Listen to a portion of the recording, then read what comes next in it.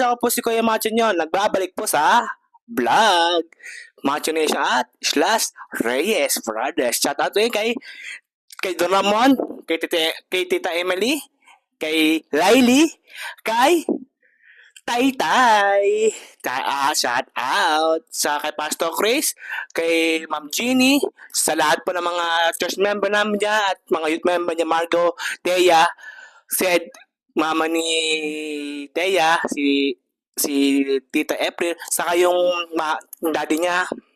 Yan, shoutout rin po sa daddy ni Thea. At shoutout rin po kay, syempre, wala nga ba ako si Don Ramon, si Boss Ramon. At syempre, si Pastor Lito, si Pastor Nancy. Pastor Lito na dito po sa Pilipinas. So, ang init guys talaga dito sa Pilipinas, kaya rin ang tak ng pawis ko dito. Iba ang init diyan.